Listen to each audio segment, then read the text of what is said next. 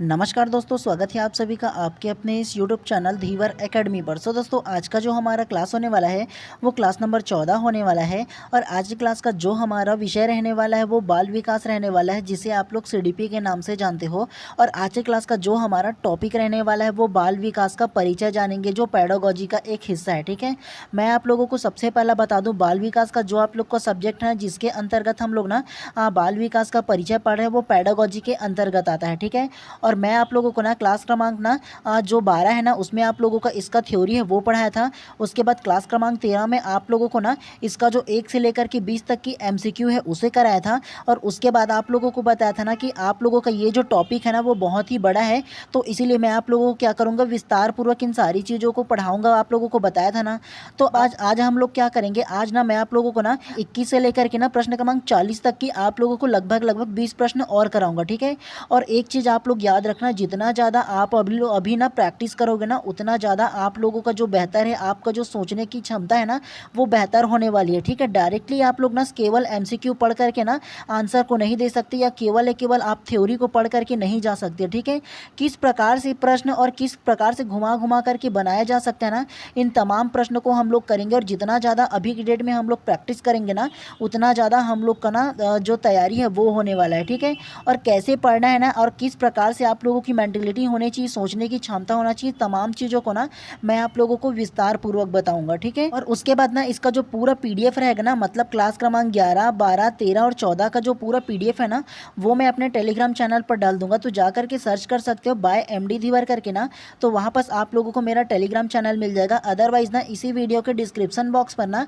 जो मेरा Telegram channel का लिंक है उसे डाल दूंगा, तो वहाँ से भी आप लोग डायरेक्टली ज्वाइन कर सकते हो और इसके पीडीएफ को ना दोबारा से आप लोग प्रैक्टिस कर सकते हो पढ़ करके। ठीक है, और आप लोगों को मैं हमेशा बोलता हूँ, आप लोगों को ना थ्योरी पढ़ाते वक्त ना जो शॉर्ट नोट्स बनाने के लिए बोलता हूँ ना, उन सारी चीज़ों को आप लोगों को शॉर्ट्स में नोट्स भी बनाते हुए चलना है। ठीक है, ताकि हम लोग एक हफ्ता पहले ना एग्जाम के अच्छे से दोबारा से ना रिविज़न कर पाए, तो इसलिए आप लोगों को शॉर्ट नोट्स बनाना है। ठीक है, जो प्रश्न को अगर मैं नोट करने के लिए बोलूँगा ना उसे आप लोगों को नोट भी करना है। ठीक है, तो चलिए ज़्यादा देर अब नहीं करते हैं, सीधा ना प्रश्न क्रमांक 21 को ध्यान से पढ़ते हैं।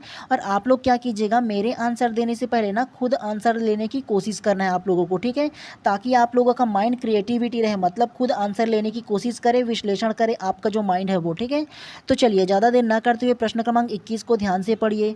एक बच्चे की वृद्धि और विकास के अध्ययन की सर्वाधिक अच्छी विधि कौन सी है? ऑप्शन ए मनोविश्लेषण विधि, ऑप्शन बी तुलनात्मक विधि, ऑप्शन सी विकासीय विधि, या ऑप्शन डी सांख्यिकी विधि। तो क्या इसका आंसर होगा, बताइए सबसे पहले आप। तो प्रश्न क्रमांक 21 का जो करेक्ट आंसर है ना वो आप लोगों का ऑप्शन नंबर सी विकासीय विधि करेक्ट हो जाएगा। कैसे?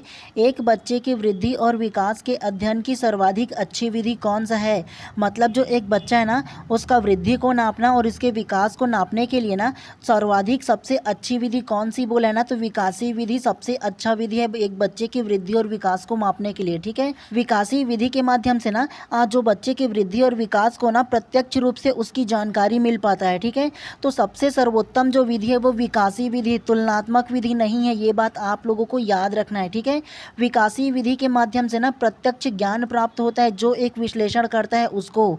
ठीक है, तो इस प्रकार से प्रश्न क्रमांक 21 का जो करेक्ट आंसर है ना ऑप्शन नंबर सी जो है करेक्ट हो जाएगा। विकासीय विधि ना बच्चे की विकास और वृद्धि को ना सर्वोत्तम प्रकार से अध्ययन किया जा सकता है। चलिए नेक्स्ट प्रश्न को इसी प्रकार से पढ़ते हुए चलते हैं। चलिए प्रश्न क्रमांक 22 को ध्यान से पढ़िए।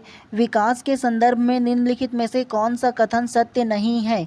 ऑप्शन ए विकास की प्रत्येक अवस्था में अनेक खतरे हैं, ऑप्शन बी विकास उकसाने या बढ़ावा देने से नहीं होता है, ऑप्शन सी विकास सांस्कृतिक परिवर्तनों से प्रभावित होता है, या ऑप्शन डी विकास की प्रत्येक अवस्था में अपनी विशेषताएं होती है। तो क्या इसका आंसर होगा, बताइए सबसे पहले आप। तो प्रश्न क्रमांक 22 का जो करेक्ट आंसर है ना वो आप लोगों का ऑप्शन नंबर बी करेक्ट हो जाएगा। विकास उकसावा या बढ़ावा देने से नहीं होता करेक्ट हो जाएगा। कैसे?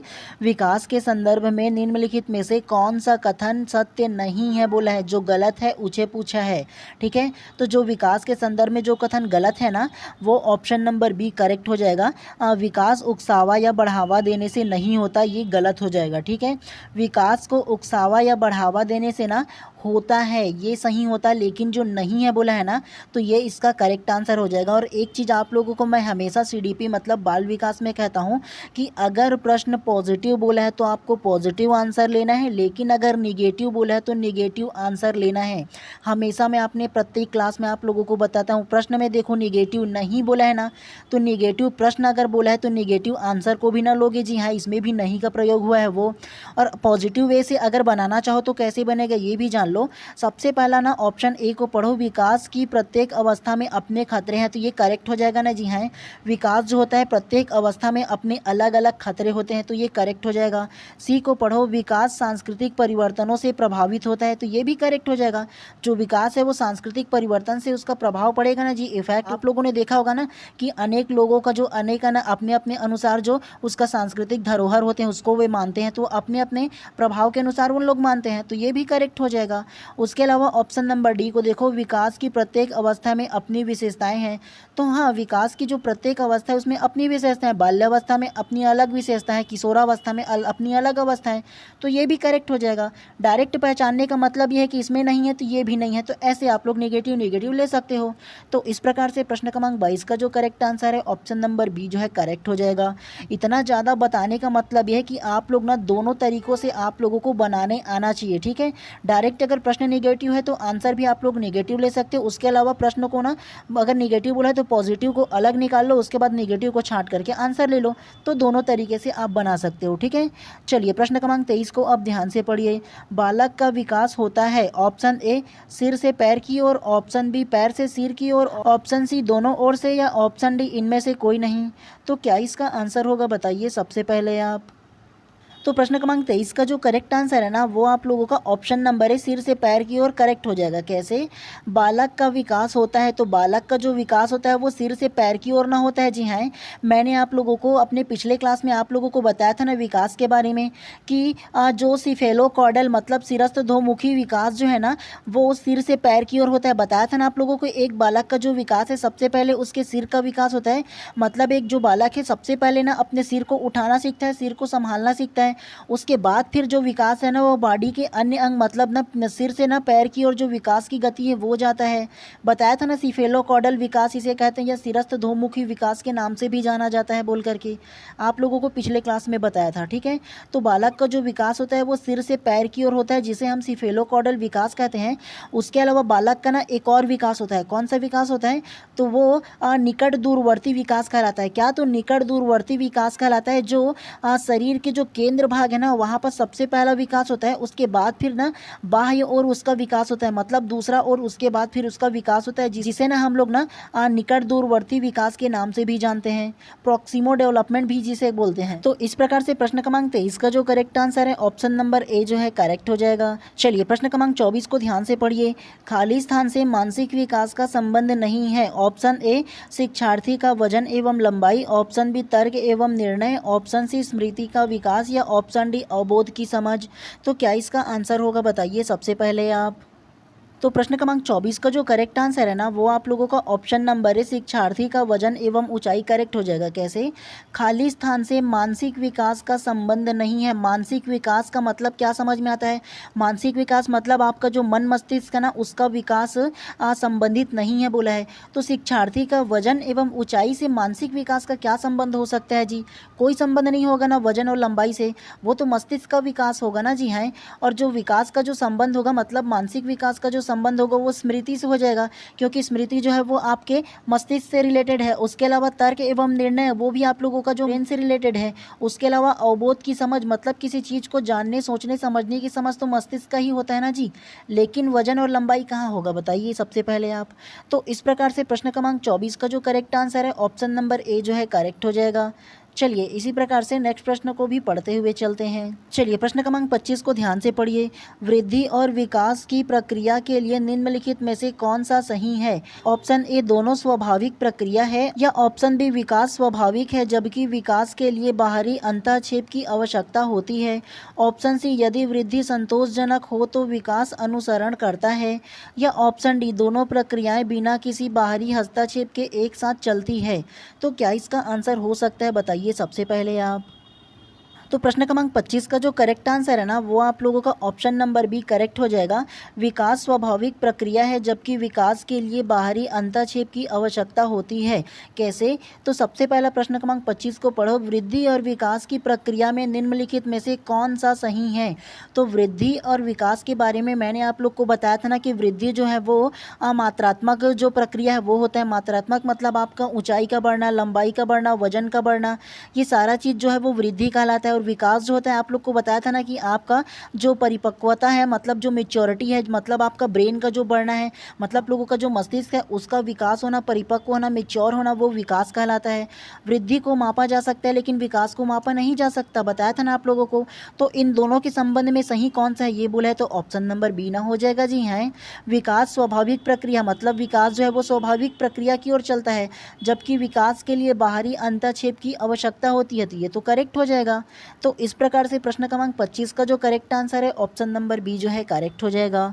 चलिए नेक्स्ट प्रश्न को इसी प्रकार से पढ़ते हुए चलते हैं, तो ध्यान से इसको भी पढ़िए आप लोग, ठीक है। चलिए प्रश्न क्रमांक 26 को ध्यान से पढ़िए। बालक के विकास के संदर्भ में निम्नलिखित में से कौन सा सत्य है? ऑप्शन ए, विकास की गति बालक और बालिकाओं में एक समान होती है। ऑप्शन बी, विकास सामान्य से विशिष्ट की ओर अग्रसर होता है। ऑप्शन सी, विकास केवल आनुवांशिकी का परिणाम है। या ऑप्शन डी, विकास सतत प्रक्रिया नहीं है। तो क्या इसका आंसर होगा बताइए सबसे पहले आप। तो प्रश्न क्रमांक 26 का जो करेक्ट आंसर है ना वो आप लोगों का ऑप्शन नंबर बी करेक्ट हो जाएगा। विकास सामान्य से विशिष्ट की ओर अग्रसर होता है, करेक्ट हो जाएगा। कैसे? बालक के विकास के संदर्भ में निम्नलिखित में से कौन सा सत्य है बोला है ना, तो विकास के संदर्भ में जो सत्य है वो ऑप्शन नंबर बी, विकास सामान्य से विशिष्ट की ओर अग्रसर होता है, करेक्ट हो जाएगा।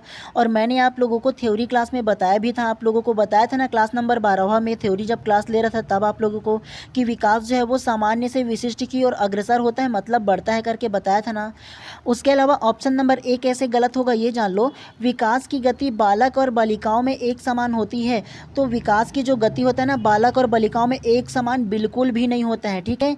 आप लोगों ने देखा होगा कि एक बालक का जो विकास प्रारंभ होता है मतलब ना जो एक बालक है ना उसका यौनावस्था का जो प्रारंभ होता है ना वो लगभग 14 वर्ष की उम्र में ना उसके शरीर में ना अमूलचूल परिवर्तन आने शुरू हो जाते हैं, मतलब उसका यौनावस्था प्रारंभ हो जाता है बालक का। लेकिन अगर बालिकाओं की बात करें ना तो बालिकाओं का जो यौनावस्था जो आरंभ होता है ना वो 12 वर्ष की अवस्था से ही ना उसके शरीर में प्रमुख जो बदलाव है हार्मोनिकल ना वो बदलाव होना शुरू हो जाता है, ठीक है। और उसके अलावा लंबाई, आकार, वातावरण के अनुसार जो बालकों का जो विकास की गति है ना दोनों में अलग अलग होता है, तो ये तो गलत हो जाएगा, ठीक है, इसमें जो लिखा है उसके अनुसार। उसके अलावा सी को देखो, विकास केवल आनुवांशिकी का परिणाम है, तो विकास केवल आनुवांशिकी का परिणाम नहीं है, वातावरण का भी परिणाम होता है, ठीक है, तो ये भी गलत हो जाएगा, केवल बोला है वो। उसके अलावा डी को देखो, विकास सतत प्रक्रिया नहीं है बोला है, तो विकास जो है एक सतत प्रक्रिया मतलब कंटिन्यू चलने वाली प्रक्रिया है, तो ये भी गलत हो जाएगा। केवल करेक्ट होगा तो ऑप्शन नंबर बी जो है करेक्ट हो जाएगा। आप लोगों को इतना ज़्यादा बताने का मतलब ये है कि आप लोगों से ना किसी भी प्रकार से उसी प्रश्न पर घुमा करके प्रश्न पूछा जा सकता है। आप लोगों को केवल एक ही टाइप से प्रश्न नहीं पढ़ना है, आप लोगों को ना एक प्रश्न में कितने प्रकार से प्रश्न बन सकते हैं इन सारी चीज़ों को पढ़ते हुए चलना है, तब आप लोगों का पढ़ना साकार हो सकेगा, ठीक है। चलिए प्रश्न क्रमांक 27 को आप ध्यान से पढ़िए। संज्ञानात्मक उपलब्धि का सबसे निचला स्तर है। ऑप्शन ए ज्ञान, ऑप्शन बी अवबोध, ऑप्शन सी अनुप्रयोग या ऑप्शन डी विश्लेषण।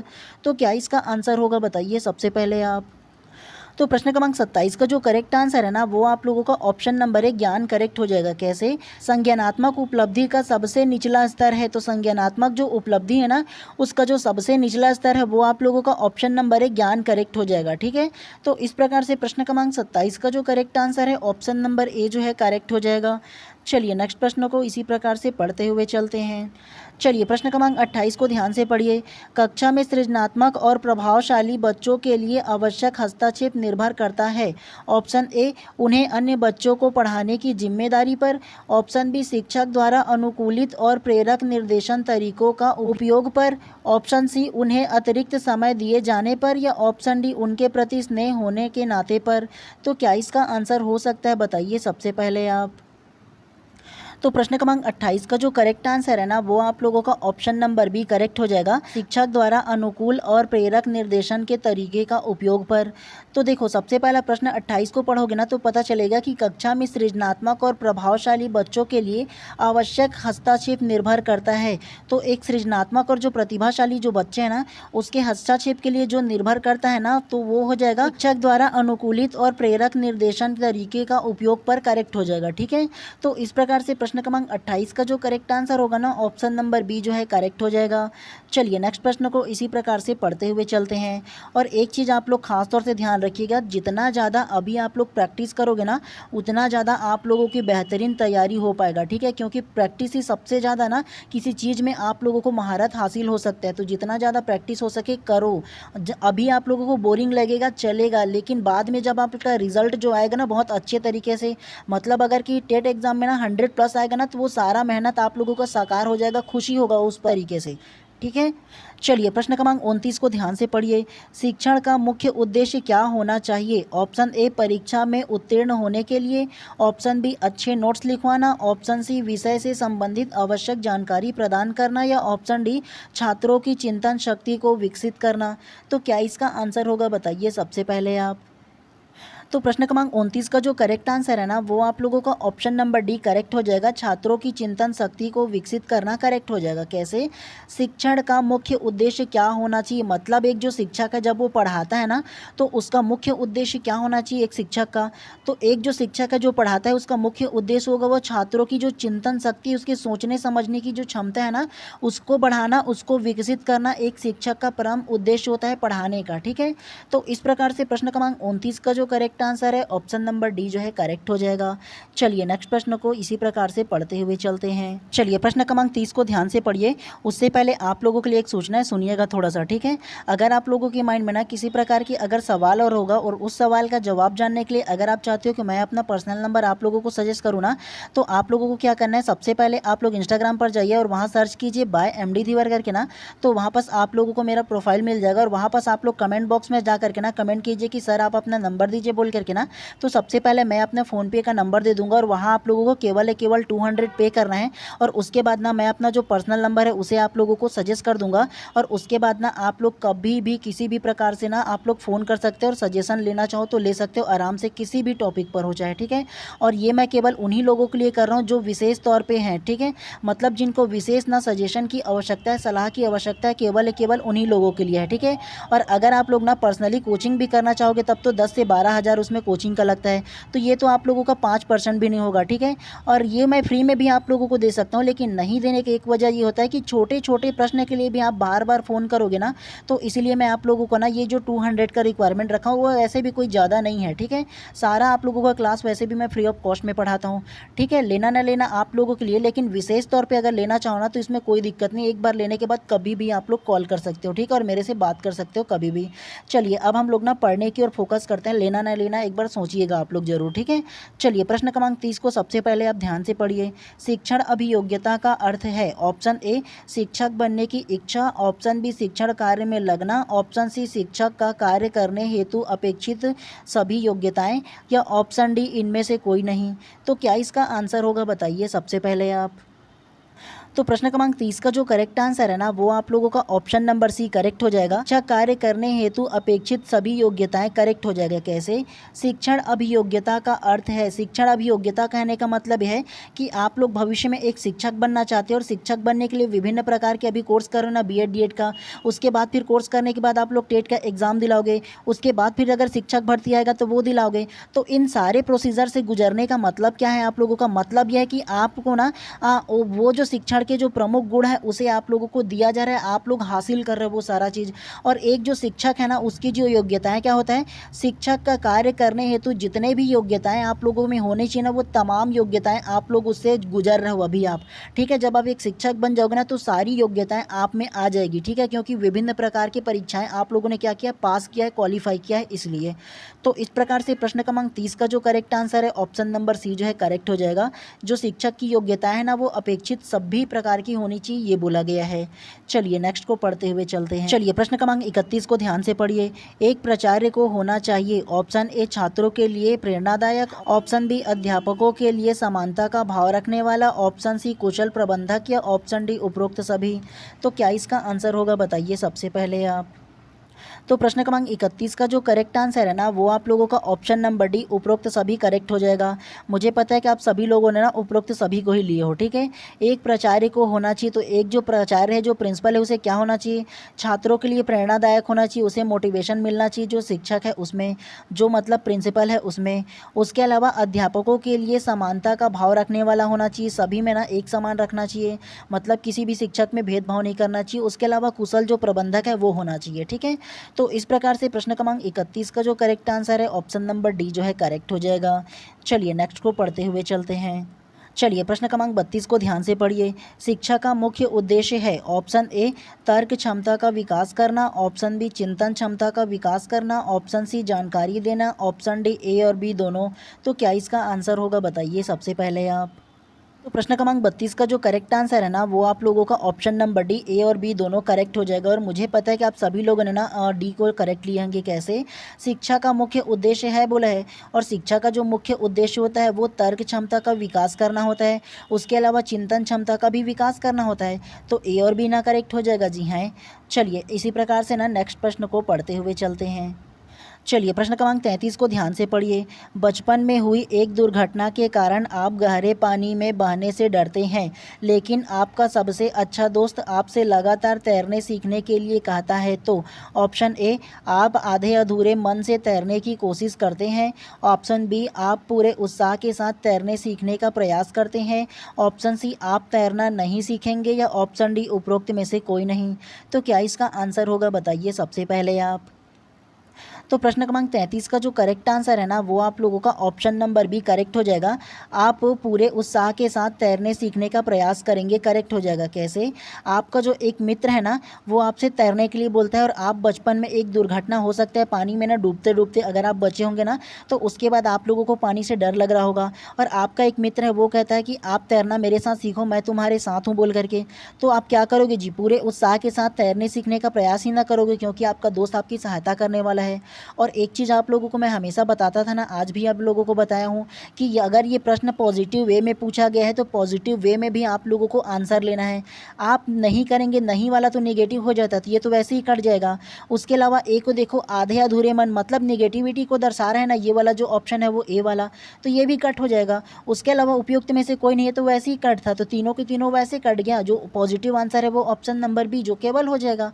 तो इस तरीके से भी आप लोग आंसर को ले सकते हो, ठीक है। आपका तरीका ही ना आपको सिलेक्शन दिला सकता है, मतलब आप लोगों का जो एलिजिबिलिटी है ना जो सीजी टेट का, तो उसमें क्वालिफाई होगा या नहीं होगा, आपका जो आंसर है वो दिलाएगा आप लोगों को, ठीक है। तो इसीलिए समझने पर जोर दीजिए, रटने पर नहीं आपको जोर देना है, ठीक है। मैं हमेशा आप लोगों को बोलता हूँ। चलिए प्रश्न क्रमांक 34 को अब ध्यान से पढ़िए।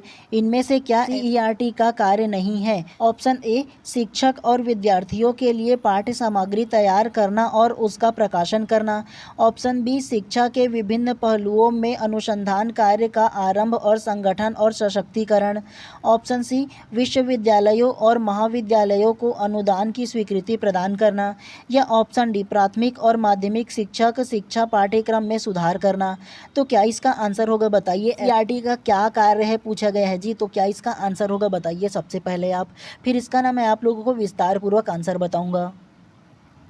तो प्रश्न क्रमांक 34 का जो करेक्ट आंसर है ना वो आप लोगों का ऑप्शन नंबर सी करेक्ट हो जाएगा। विश्वविद्यालय और महाविद्यालयों को अनुदान की स्वीकृति प्रदान करना करेक्ट हो जाएगा। कैसे, इनमें से क्या सीईआरटी का कार्य नहीं है बोला है, नहीं है वो बात किया है।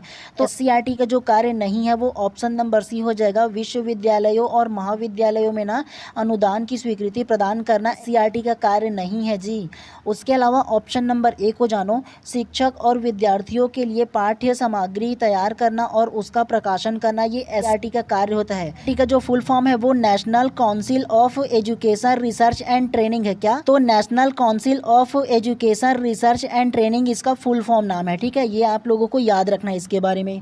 उसके अलावा ऑप्शन बी को देखो, शिक्षा के विभिन्न पहलुओं का अनुसंधान कार्य प्रारंभ करना, संगठन करना और सशक्तिकरण करना, तो ये भी एससीईआरटी का कार्य होता है। उसके अलावा डी को देखो, प्राथमिक और माध्यमिक शिक्षण शिक्षा पाठ्यक्रम में सुधार करना, तो प्राथमिक मतलब पहली से पाँचवीं, माध्यमिक मतलब छठवीं से आठवीं जो शिक्षक है ना, और उसका जो पाठ्यक्रम है उसमें सुधार करना ना एससीईआरटी का कार्य होता है। ठीक है, चलिए प्रश्न क्रमांक 35 को ध्यान से पढ़िए। अध्यापन की निम्न विधि में विद्यार्थियों की सर्वाधिक सहभागिता संभव है। ऑप्शन ए व्याख्यान विधि, ऑप्शन बी चर्चा विधि, ऑप्शन सी पाठ्य पुस्तक विधि या ऑप्शन डी दृश्य श्रव्य साधनों के माध्यम से। तो क्या इसका आंसर होगा बताइए सबसे पहले आप।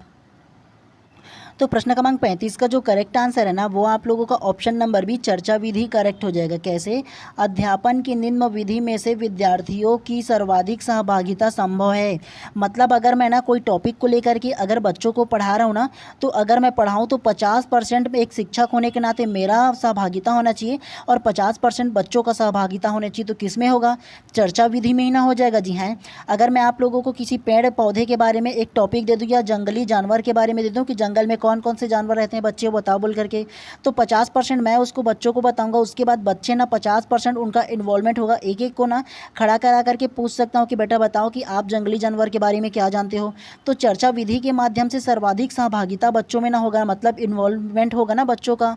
तो इस प्रकार से प्रश्न क्रमांक 35 का जो करेक्ट आंसर है ऑप्शन नंबर बी जो है करेक्ट हो जाएगा। चलिए नेक्स्ट प्रश्न को इसी प्रकार से पढ़ते हुए चलते हैं। चलिए प्रश्न क्रमांक 36 को ध्यान से पढ़िए।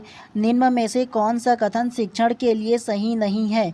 ऑप्शन ए शिक्षण औपचारिक एवं अनौपचारिक है, ऑप्शन बी शिक्षण विज्ञान एवं कला है, ऑप्शन सी शिक्षण संशोधन है या ऑप्शन डी शिक्षण अनुदेशन है। तो क्या इसका आंसर होगा बताइए सबसे पहले आप। तो प्रश्न क्रमांक 36 का जो करेक्ट आंसर होगा ना वो आप लोगों को बताना है। मैं आप लोगों के लिए होमवर्क के तौर पर ना इसे छोड़ देता हूँ, एक प्रश्न केवल। ठीक है, और आप लोगों को कमेंट करके बताना है। अगर सही आंसर दोगे तो हाँ बताऊंगा, गलत आंसर दोगे ना तो उसको मैं करेक्ट करने के लिए बताऊंगा। ठीक है, मैं आप लोगों को ना केवल एक जो प्रश्न है उसे आप लोगों के होमवर्क के लिए छोड़ देता हूँ। ठीक है, तो ध्यान से पढ़िएगा ना, तो कोई ज़्यादा टफेस्ट क्वेश्चन नहीं है, ईजी है यार, इसीलिए आप लोगों को छोड़ दिया हूँ। ठीक है, चलिए नेक्स्ट प्रश्न को हम लोग पढ़ते हुए चलते हैं। चलिए प्रश्न क्रमांक 37 को ध्यान से पढ़िए। आपका चयन 4 व्यवसायों में हो गया है, आप किसे चुनेंगे? ऑप्शन ए अपनी योग्यता के अनुसार, ऑप्शन बी अपनी रुचि के अनुसार, ऑप्शन सी ए बी दोनों या ऑप्शन डी उपरोक्त में से कोई नहीं। तो क्या इसका आंसर होगा बताइए सबसे पहले आप। तो प्रश्न क्रमांक 37 का जो करेक्ट आंसर है ना वो आप लोगों का ऑप्शन नंबर सी करेक्ट हो जाएगा। ए तथा बी दोनों करेक्ट हो जाएगा। आपका चयन 4 व्यवसाय में हो गया है, आप किसे चुनेंगे? तो अगर आपका चयन 4 व्यवसाय में होगा, मतलब 4 अलग अलग क्षेत्र में आपकी नौकरी लगेगा, तब आप लोग अपनी योग्यता के अनुसार ही चुनोगे ना। जी हाँ, और आपका जिसमें रुचि होगा उसे ही ना आप चुनोगे। तो इस प्रकार से प्रश्न क्रमांक 37 का जो करेक्ट आंसर है ऑप्शन नंबर सी जो है करेक्ट हो जाएगा। चलिए नेक्स्ट प्रश्न को पढ़ते हुए चलते हैं। चलिए प्रश्न क्रमांक 38 को ध्यान से पढ़िए।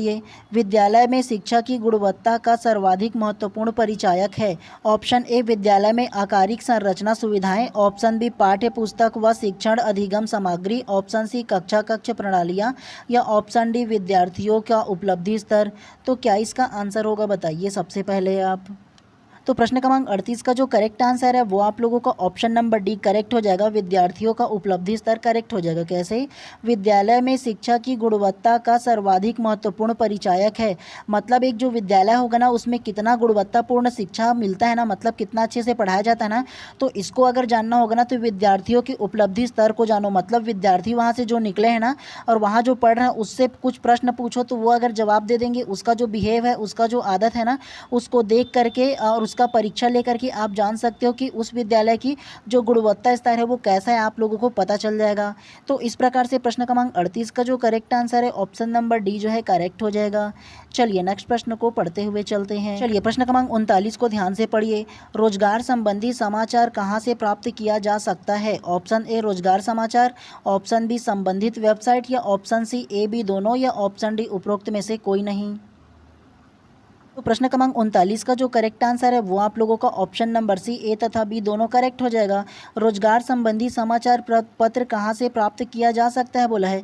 तो रोजगार के लिए रोजगार समाचार पत्र इन्हें प्राप्त करोगे। जी हाँ, किसी भी प्रकार की समाचार को जानने के लिए। उसके अलावा संबंधित उसका जो वेबसाइट है उसमें जा करके जान सकते हो। तो इस प्रकार से प्रश्न क्रमांक 39 का जो करेक्ट आंसर है ऑप्शन नंबर सी जो है करेक्ट हो जाएगा। चलिए आज की क्लास के अंतिम प्रश्न को ध्यान से पढ़िए आप लोग। चलिए प्रश्न क्रमांक 40 को ध्यान से पढ़िए।